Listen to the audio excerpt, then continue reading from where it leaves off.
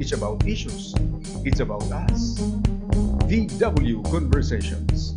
Usahang katungod, usahang kinahanglanon. Pag-iristorya ita ang kinahanglan pag-iristoryahan. VW Conversations.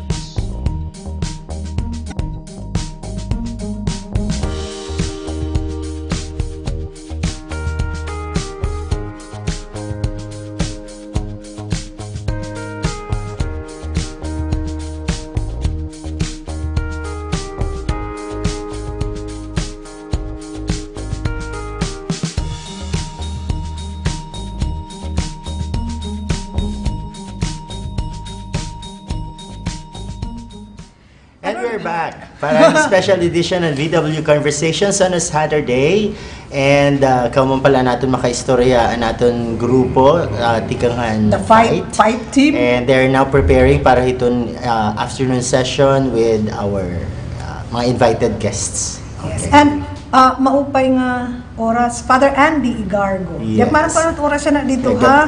I think he's not in New York ha. Tuwin ada hiya ha. I don't know if he's sa LA or San Francisco. Siguro almost on his way back to the Philippines. And we have another guest yan na para yung atanan. Amoy nihira itong people responsible for bringing the fight group din here Eastern Summer. So we have Mr. Gil Hernandez. Gil Hernandez. Actually, it's Guillermo, but it's Gil. Okay? It's Gil. Okay, so, and of course, the family ni Sir is nandito rin. But, mga camera shy lang camera shy sobra. Anyway, so, Sir, maupay nga aga. Yeah, and welcome to Borongan. Sa inyong tanan, and to all the televiewers and listeners. Yes, we're happy to be here. Yes, of course. We're more than happy that you could come here din sa Borongan, dito sa Borongan, and bring with you the group. I believe isa po kayo sa mga responsible for bringing the group, Rupert AMBIL, Sir Voltaire, and of course Atom ARAULLO. Okay. And you are with and I'm with Monsignor Quitorio, specifically the Heart of Francis Foundation. So what's the foundation all about? Well, similar to FYT or fight, no? We were also inspired by Yolanda. Yolanda hit Leyte and Samar November 8, 2013. Yes. And about a year or more than a year after that, Pope Francis visited Tacloban, no? Tacloban, Palo, no? And I'm sure if he had the time, he would have visited Borongan and Giwan, which was hit by the heart of the storm of the super typhoon. So we were lucky enough to be part of the group that accompanied the Pope. No, we were on the second plane with the bishops and some media people. Actually, my wife was here. Tess, and then my daughter Trina and my son Francis. So we were so lucky to be part of that, no? And it was quite an experience, and similar to fight, we were inspired. We were so inspired that immediately after the visit of Pope, Monsignor Quitorio and I, Pepe Quitorio, no? Or actually his name is Pedro, but his Pepe, no? We were so inspired that we decided to put up a foundation and named it the Heart of Francis Foundation.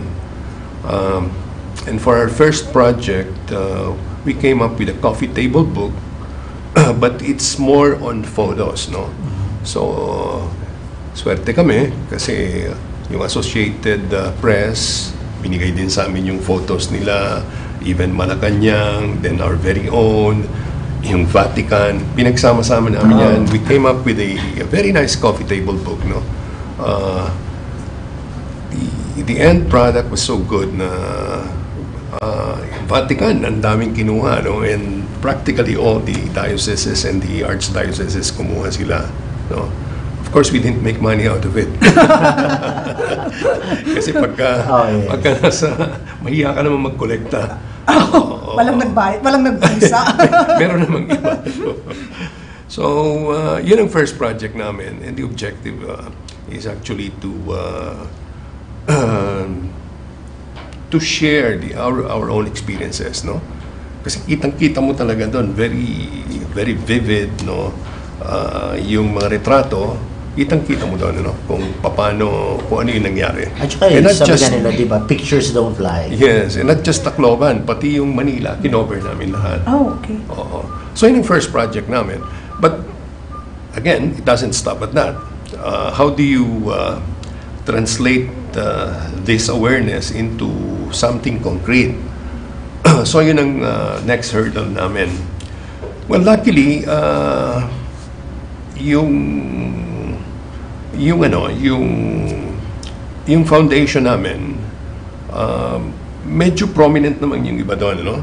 Like si Chief Justice Hilario Davide, he was our chairman.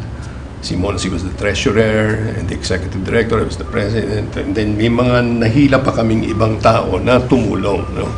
But of course, ang funds naman hindi never sufficient, eh. Parang sa dami nung naiisip o sa dami ng gustong gawin. So, meron din kaming feeding program in Manila o sa Quiapo area. No? Marami ring dyan, eh. Marami ding kailangan ng tulong dyan sa lugar na yan. So, yun ang ginawa din namin. And then in some areas, nagkaroon din. I don't know if you're aware of, we have a livelihood program here. Livelihood program that focuses on backyard farming. Dito po sa Borongan. Nandiyan sa ano? With the social at the back of the parish church of Monsi. In Sabang. Meron. Okay. Oo. Because if only people would realize na ang daming pwedeng gawin, no?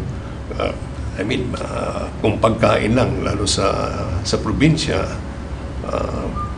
ang ganda ng lupa, ang ganda ng weather, except of course pagka may typhoon, no? Pero kung pang-araw-araw lang, yung vegetables, fruits, no?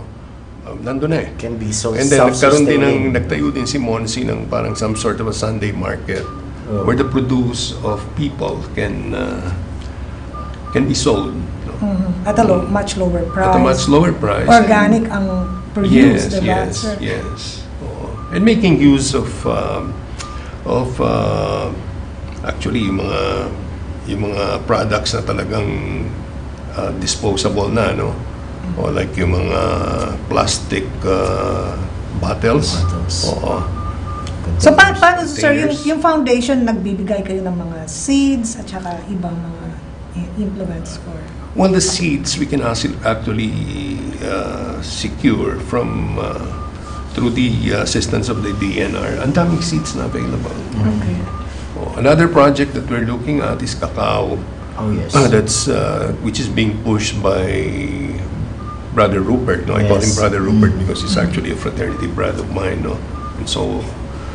Kasi nga, according to Sir Rupert, malaki ang market in the future ng cacao. There's even one international NGO na nag-set up ng isang cacao nursery in Salcedo. That's about 1.5 hours from here. Oo. And dinidispose din nila yun for free. But ang nangyayari kasi dito, sir, pag halimbawa umaalis na yung mga principals ng isang NGO, yun ang problema eh.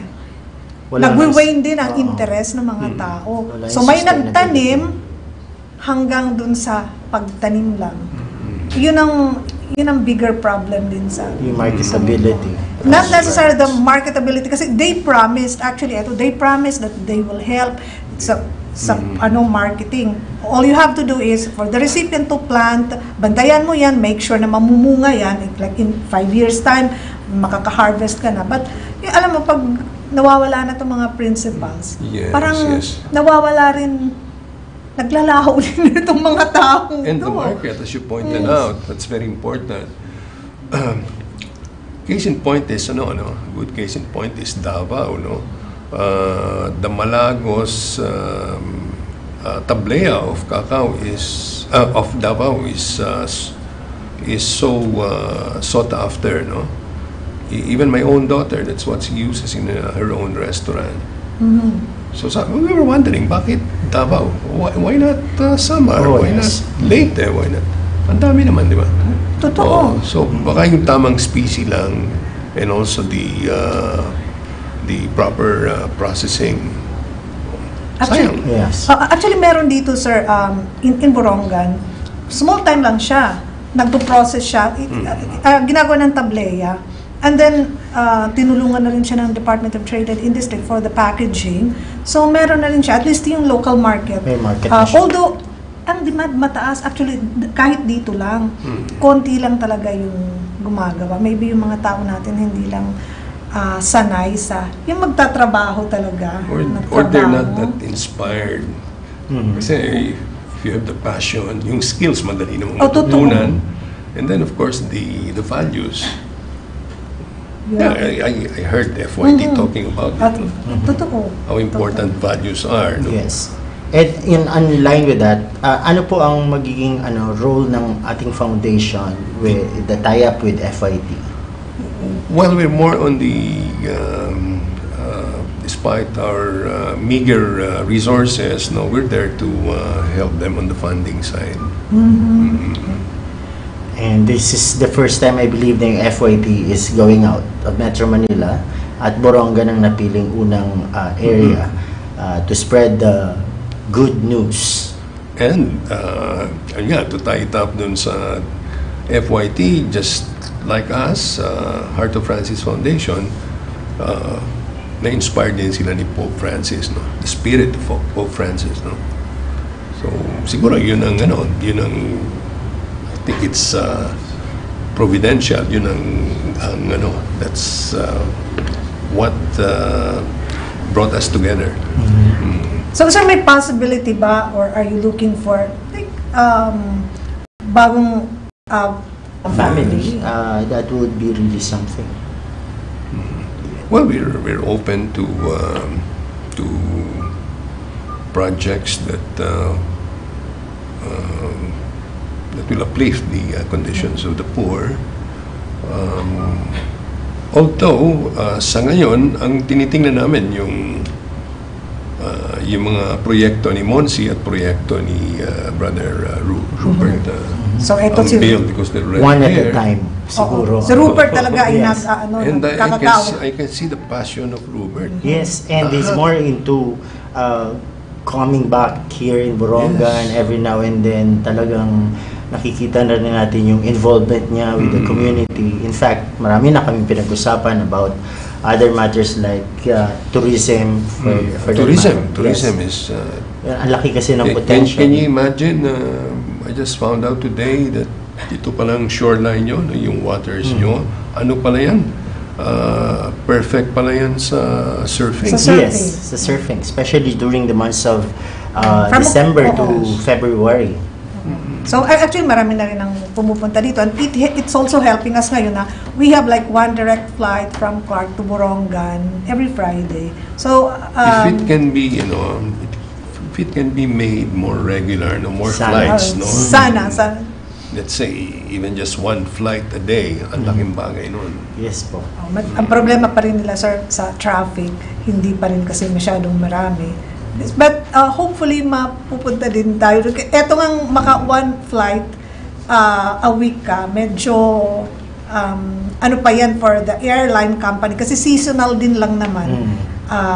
Ngayon marami kasi sa ngayon, fiesta season. Yung mga nagpupunta pa lang, most of them mga backpackers, etong mga turista who don't have much money. Although nakakatulong din sila sa local economy. But hopefully we will get there. And if you can attract the foreign tourists, just like what happened to Coron, Yes. When the foreign tourists started going there, may chain reaction yan eh. Yung locals pumunta na rin doon. Totoo. And Coron, I would say is more, I don't want to use backward, but laid back. Yes, laid back. Sorry, not even laid back. I would say that Borongan is and its neighboring towns. You're a lot more progressive. True. Yun nga yung observation ko, sir, with Coron and El Nido. Parang there are two phases eh. Pagka nandun ka sa beachfront, makikita mo yung liveliness ng tourism industry. But then you look at the community, it's the same. Parang hindi siya nagta-translate into something na the people are really to the community, gaining from the industry, no? So, tapos yung siguro, even the spiritual values medyo nagsuffer pa. Kasi pag dumarating ang turista at hindi mo mapupulis, alam mo naman, ibang klaseng entertainment. Yan din po yung setback ng ng tourism industry. Kung hindi napapangalagaan, kung hindi nababantayan, maraming nangyayaring hindi kanais-nais. Parang we don't want that. Yes. Kasi parang like for Eastern Summer, ayaw namin may mga madidevelop siya masyado. Parang as is lang siya, raw. Yun dapat yung attraction. Sa amin, like, we are just so proud to be able to share what we have insofar as nature is concerned. And hindi po matatawaran yung hospitality ng mga taga-Eastern Summer. Parang we are willing to give even if we don't have, to a fault. Sometimes, yun nga po. Sana nga lang po hindi maabuso. If time will come na maraming time mga magiging bisita. And I'm sure, I hope sana the kind of foundation that you have will be able to help us out maintaining everything with FYT, yung values and all those things. Yes. So again, maraming salamat po for being with us, and we hope to see more of you in the near future. Kasi, Monsignor Pepe of course, with Monsignor Pepe around, I'm sure malaki ang magiging involvement ng inyong pong foundation. Well, wala pong anuman. Malaking karangalan na makasama ko kayo sa programa nyo, o makasama ako sa programa nyo. And we hope you get to see like a little of Borongan naman. Siguro our young people here will be showing you yung iba't ibang lugar naman dito sa Borongan, very much different from what you are used to in the city. Medyo green pa rin kami. Although we have issues na rin regarding environment, preservation, and all those things. Basura, pero plastic, it's good that many young people are now aware of the problem. Sana nga lang po ma-arrest siya or totally mapangalagaan natin yung ating environment. Yeah, before we end, just occurred to me now, siguro dapat ma-highlight nyo yung mga beautiful spots nyo dito. Talking of what nature has gifted you. I understand meron kayong magagandang caves, waterfalls.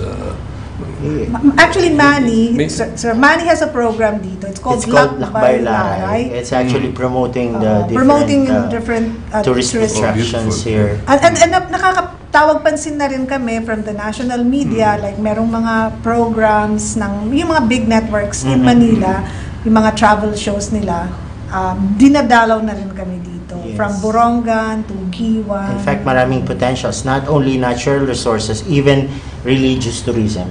In fact, Monsignor Pepe is one of the brainchild ng possible religious tourism in the future. Starting off with the return of the Balanghiga bells. And of course, we have this parish somewhere in the historical church of Giwan. And then, Magellan first, when Magellan first came to the Philippines, he made land in Humonhon. It's an island in Eastern Samar. So does that mean that the first landing was here? Yeah, the first landing was here. It's in the history books, but the first mass was not there. It's in Limasawa. Kasi iniisip din namin, parang hindi yata pwede. Kasi eto, pagpari ka, diba? Like sila Magellan, they traveled for how many months? And then dumating sila sa Humonhon kasi may fresh water doon, na yun ang hinahanap nila after ilang buwan. May kasama silang pare. They stayed for a few days in Humonhon, tapos walang mass. I think it's unthinkable na walang mass. Kasi di ba, yun ang magpapasalamat ko. Ito, Father, magmamas ako kasi after how many months at sea, meron kaming nakitang lupa, may tubig. Kaya magpapasalamat kami. So, parang ako hindi ko rin maisip na. Hindi ko maisip kung bakit hindi sila nagmisa. Diyan sa Humulon. Nag-travel pa sila for how many days to Limasawa. Kaya parang may argument there's something off. May argument dyan. But anyway, kasi yung pinapaniwalaan nila kung anong nakasulat sa history books, that's it. Pero may mapapaisip ka rin kung bakit that's how that should not prevent the people of Ginggiwan from putting up a shrine for that. Yeah, in Humulon, sir, there is. Ang problema, Humulon ba is part of Ginggiwan? Yes, sir. Kaya it's like 2-3 hours. Ang problema lang kasi doon, masyadong mahirap, malalaki ang alon. So, we commemorate the landing of Magellan every 16th of March.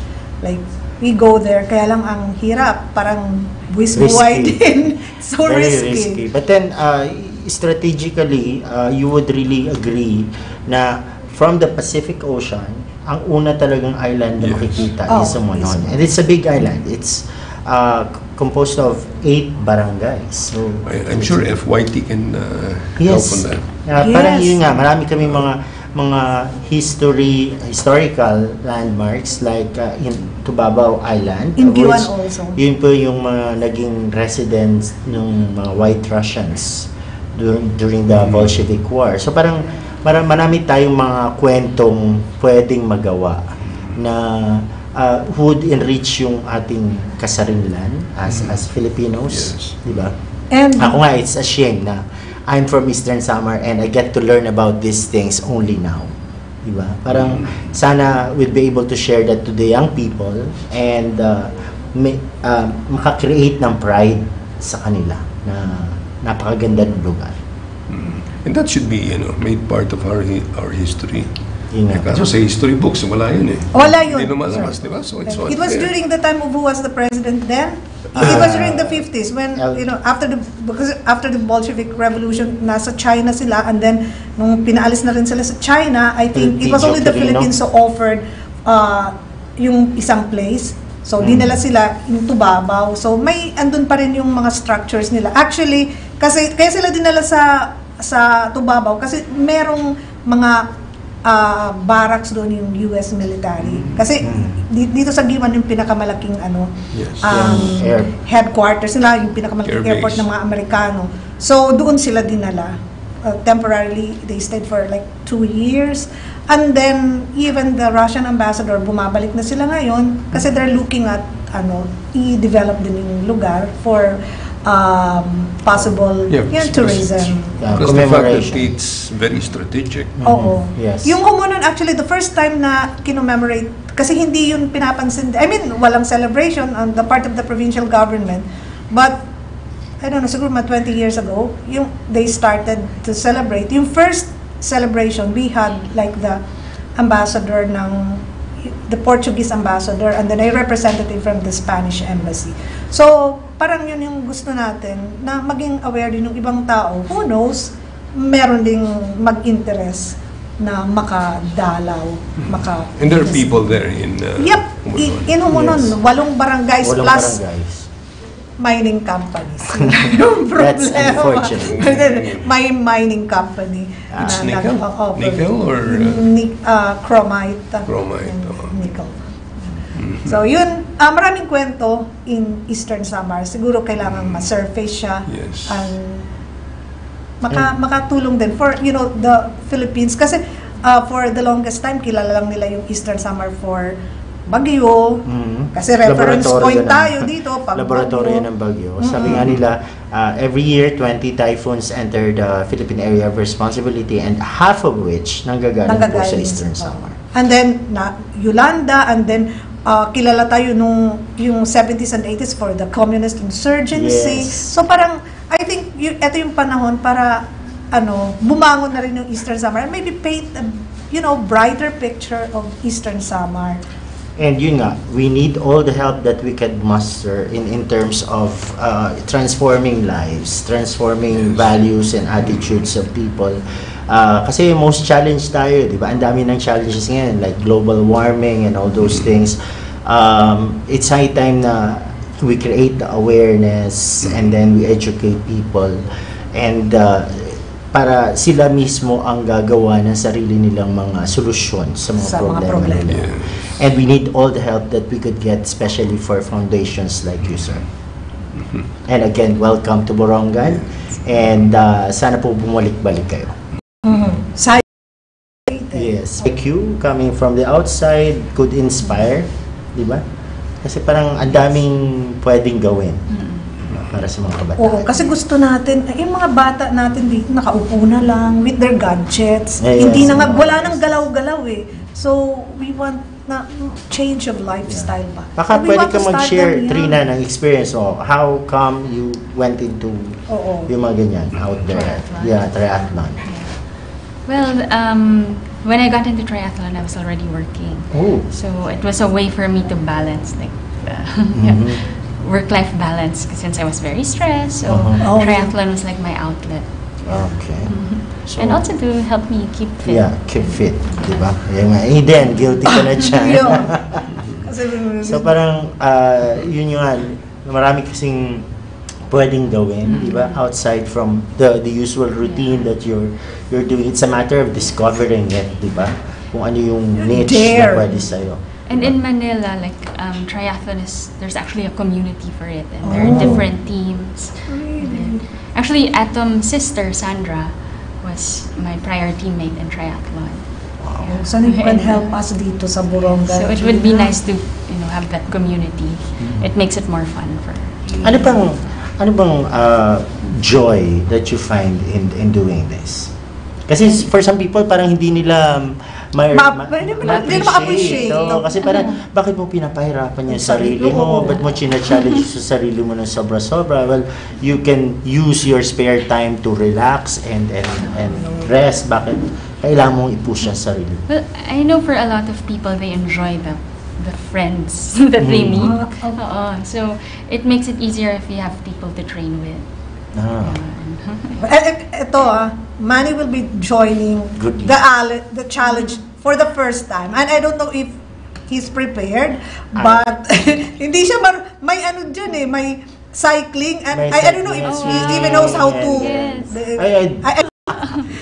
Yeah, at my age, I am trying to physically challenge myself talaga. But siguro ma-enjoy ni Trina yung bantayan.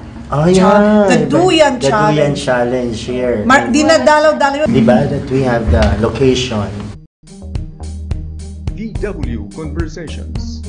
It's about people. It's about issues. It's about us. VW Conversations. Usahang katungod. Usahang kinahanglanon. Pag-iristorya ita ang kinahanglan pag-iristoryahan. VW Conversations.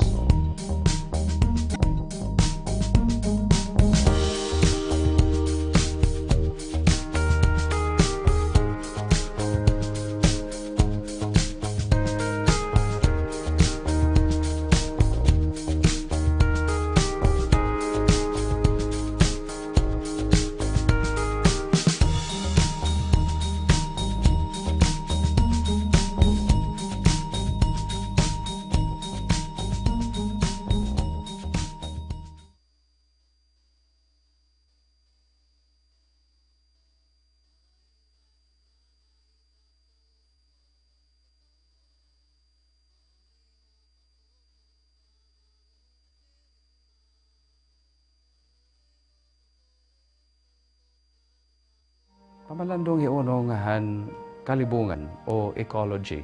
Ni Pope Francis